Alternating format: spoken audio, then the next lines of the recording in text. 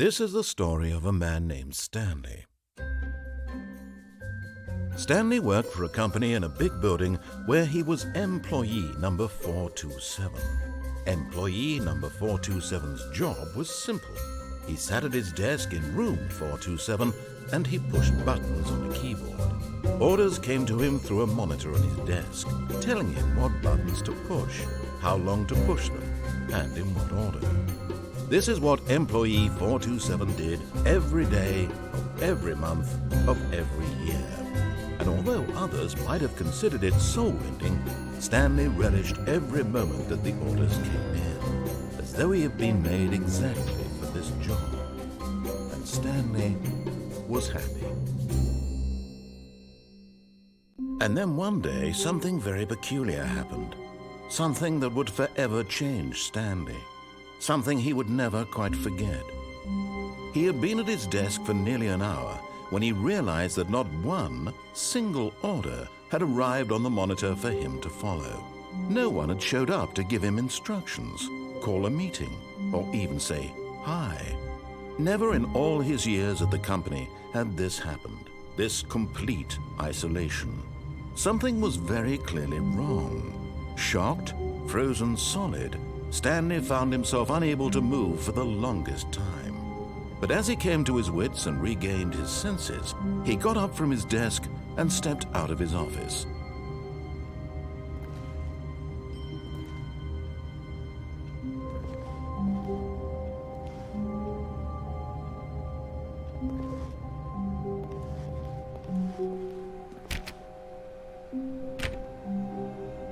All of his co-workers were gone. What could it mean?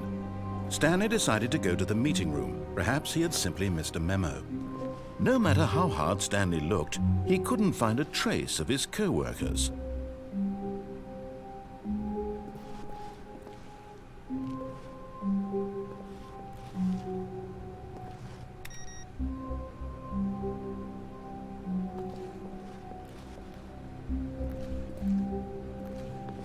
Stanley went around touching every little thing in the office, but it didn't make a single difference, nor did it advance the story in any way.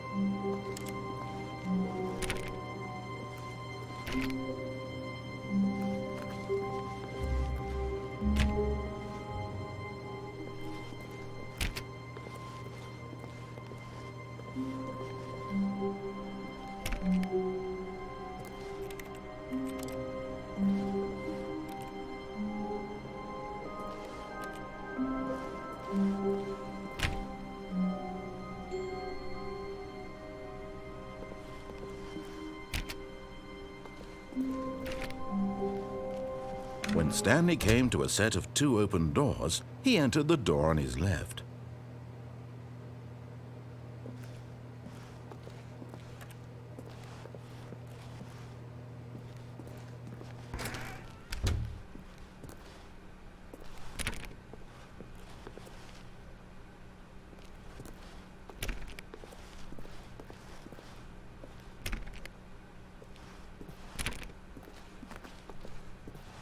Yet there was not a single person here either.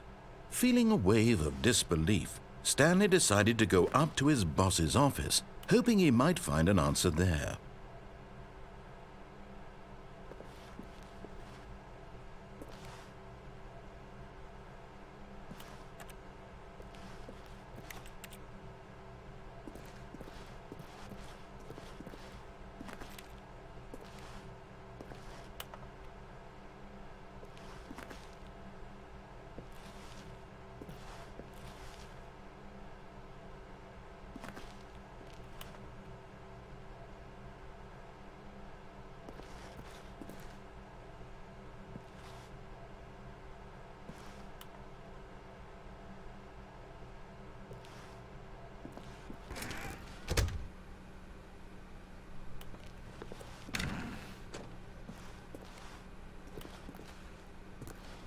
Stanley stepped into the broom closet, but there was nothing here, so he turned around and got back on track.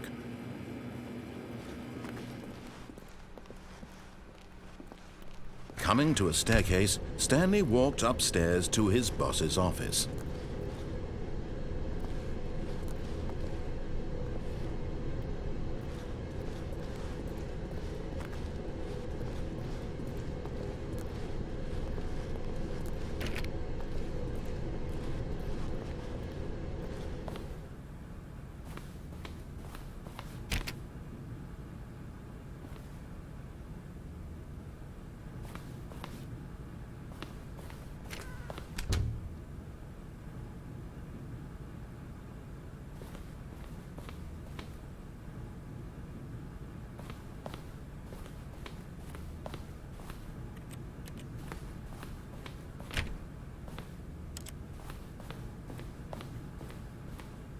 Stepping into his manager's office, Stanley was once again stunned to discover not an indication of any human life. Shocked, unraveled, Stanley wondered in disbelief who orchestrated this, what dark secret was being held from him. What he could not have known was that the keypad behind the boss's desk guarded the terrible truth that his boss had been keeping from him. And so the boss had assigned it an extra secret PIN number, 2845. But of course, Stanley couldn't possibly have known this.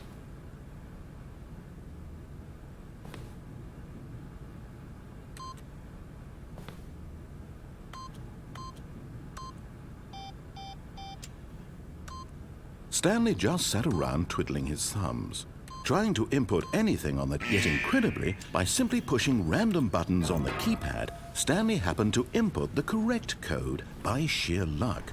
Amazing. He stepped into the newly opened passageway.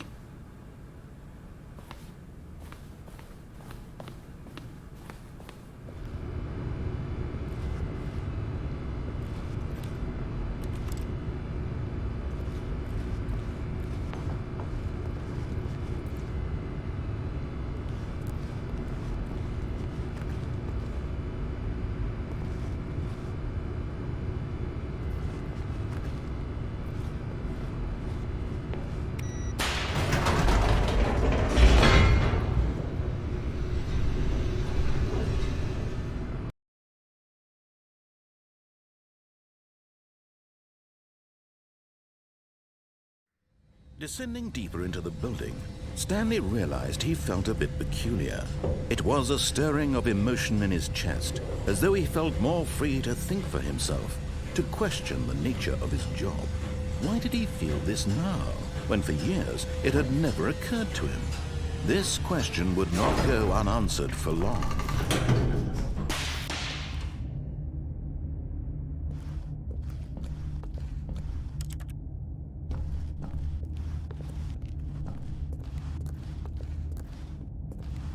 Stanley walked straight ahead through the large door that read Mind Control Facility. Although this passageway had the word Escape written on it, the truth was that at the end of this hall, but of course, Stanley would meet his better of it and realized he simply had too much to live for.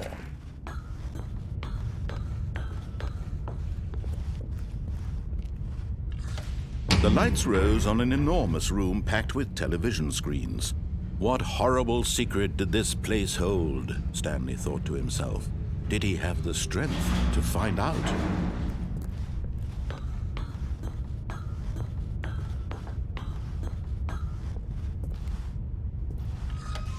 Now the monitors jumped to life, their true nature revealed.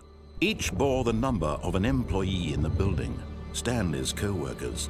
The lives of so many individuals reduced to images on a screen, and Stanley, one of them, eternally monitored in this place where freedom meant nothing.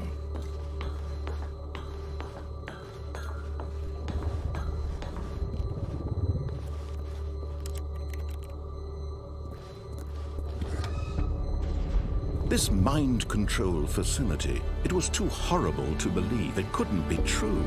Had Stanley really been under someone's control all this time?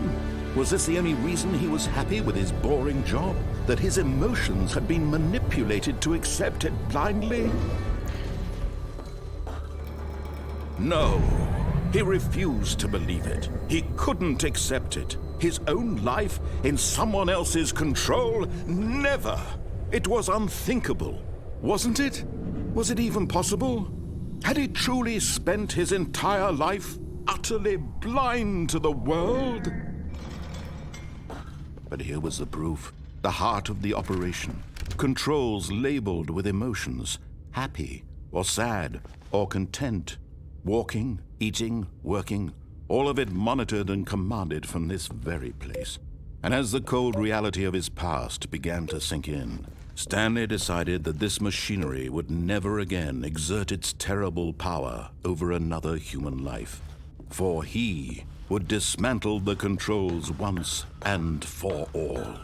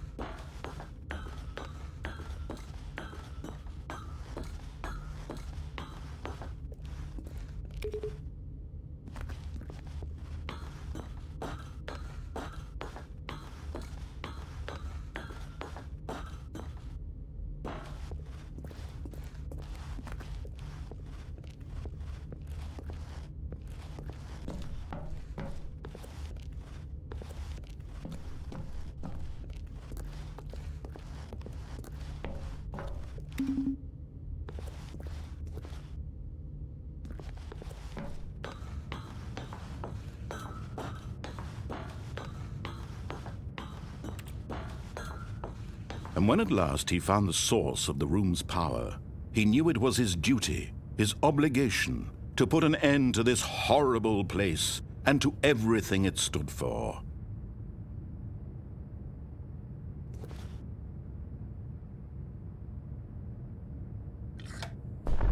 Oh, Stanley, you didn't just activate the controls, did you?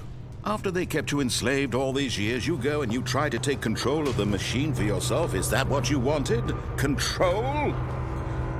Oh, Stanley, I applaud your effort, I really do. But you need to understand, there's only so much that machine can do. You were supposed to let it go, turn the controls off, and leave. If you want to throw my story off track, you're going to have to do much better than that. I'm afraid you don't have nearly the power you think you do. For example, and I believe you'll find this pertinent, Stanley suddenly realized he had just initiated the network's emergency detonation system. In the event that this machine is activated without proper DNA identification, nuclear detonators are set to explode, eliminating the entire complex. How long until detonation then? Let's say 2 minutes. Now this is making things a little more fun, isn't it, Stanley? It's your time to shine. You are the star. It's your story now. Shape it to your heart's desires. Oh, this is much better than what I had in mind. What a shame we have so little time left to enjoy it. Mere moments until the bomb goes off. But what precious moments each one of them is. More time to talk about you, about me, where we're going, what all this means. I barely know where to start. What's that? You'd like to know where your co-workers are. A moment of solace before you're obliterated. All right, I'm in a good mood. You're gonna die anyway. I'll tell you exactly what happened to them. I erased them. I turned off the machine. I set you free. Of course, that was merely in this instance of the story. Sometimes when I tell it, I simply let you sit there in your office forever, pushing buttons endlessly and then dying alone. Other times, I let the office sink into the ground, swallowing everyone inside, or I let it burn to a crisp. I have to say this, though, this version of events has been rather amusing.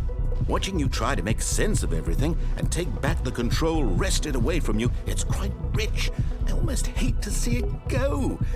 But I'm sure whatever I come up with on the next go-around will be even better. My goodness, only 34 seconds left. But I'm enjoying this so much. You know what? To hell with it. I'm going to put some extra time on the clock. Why not? These are precious additional seconds, Stanley. Time doesn't grow on trees. Oh dear me, what's the matter, Stanley? Is it that you have no idea where you're going or what you're supposed to be doing right now? Or did you just assume when you saw that timer that something in this room was capable of turning it off? I mean, look at you. Running from button to button, screen to screen, clicking on every little thing in this room. These numbered buttons, no, these colored ones, or maybe this big red button, or this door. Everything, anything, something here will save me. Why would you think that, Stanley? That this video game can be beaten? Won? Solved? Do you have any idea what your purpose in this place is?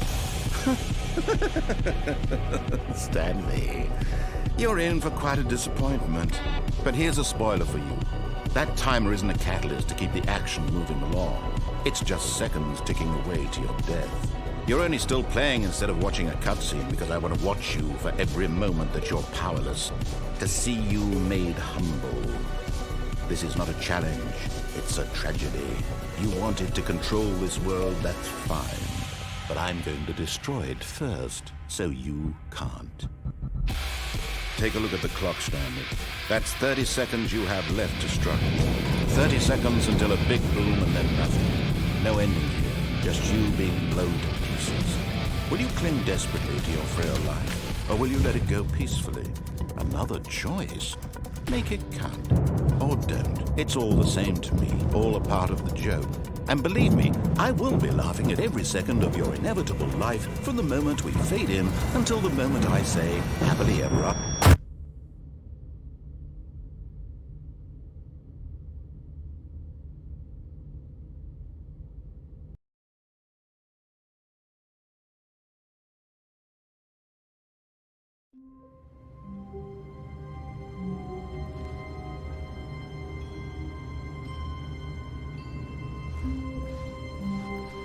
I can't wait to tell this story to my co-workers, Stanley thought. How amusing they'll find it. Oh, won't we all just laugh and laugh at the time I thought everyone had gone missing. When Stanley came to a set of 2 open doors, he entered the door on his left.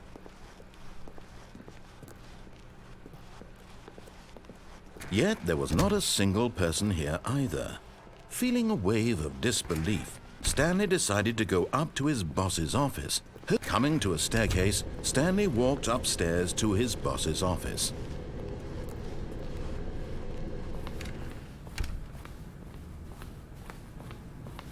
Stepping into his manager's office, Stanley was once again stunned to discover not an indication of any human life. What could it mean? Stanley wondered aloud to nobody. He began wildly tearing through papers on the boss's desk, pulling books off the shelf, looking behind paintings, desperate for clues to his situation. But his attention was caught by a keypad behind the boss's desk. What could its purpose be? In fact, this keypad guarded the terrible secret that lay buried below his feet. And so the boss had assigned it an extra secret PIN number, 28. Stanley was in such a rush to get through the story as quickly as possible, he didn't even have a single minute to just let the narrator talk. That kind of anxiety isn't healthy, so he relaxed for a few moments with some calming New Age music.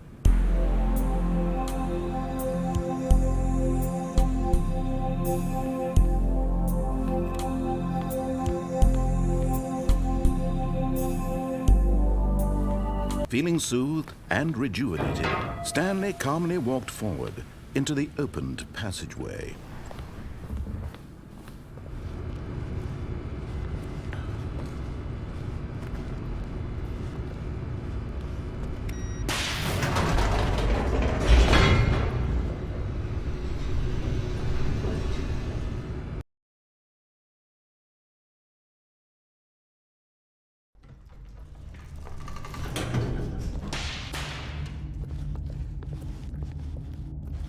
Stanley walked straight ahead through the large door that read Mind Control Facility.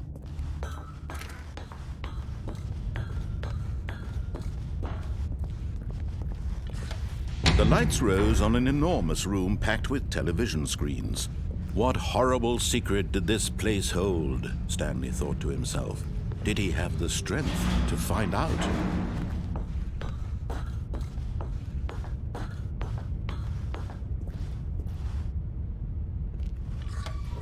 Now the monitors jumped to life, their true nature revealed.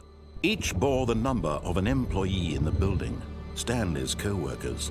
The lives of so many individuals reduced to images on a screen, and Stanley, one of them, eternally monitored in this place where freedom meant nothing.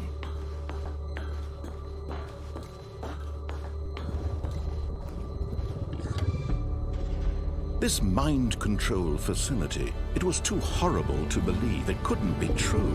Had Stanley really been under someone's control all this time? Was this the only reason he was happy with his boring job? That his emotions had been manipulated to accept it blindly? No, he refused to believe it. He couldn't accept it. His own life in someone else's control? Never! It was unthinkable, wasn't it? Was it even possible? Had he truly spent his entire life utterly blind to the world? But here was the proof, the heart of the operation. Controls labeled with emotions, happy or sad or content, walking, eating, working, all of it monitored and commanded from this very place. And as the cold reality of his past began to sink in, Stanley decided that this machine...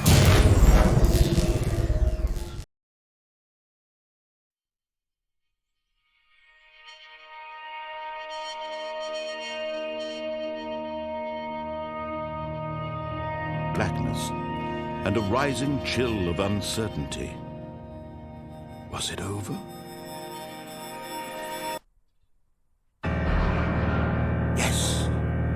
He had won. He had defeated the machine, unshackled himself from someone else's command. Freedom was mere moments away. And yet, even as the immense door slowly opened, Stanley reflected on how many puzzles still lay unsolved. Where had his co-workers gone? How had he been freed from the machine's grasp? What other mysteries did this strange building hold? But as sunlight streamed into the chamber, he realized none of this mattered to him, for it was not knowledge or even power that he had been seeking, but happiness. Perhaps his goal had not been to understand, but to let go. No longer would anyone tell him where to go, what to do, or how to feel. Whatever life he lives, it will be his. And that was all he needed to know. It was perhaps the only thing worth knowing. Stanley stepped through the open door.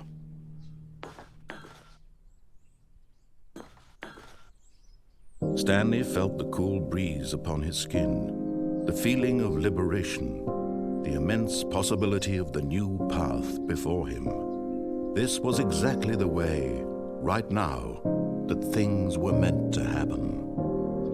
And Stanley was happy.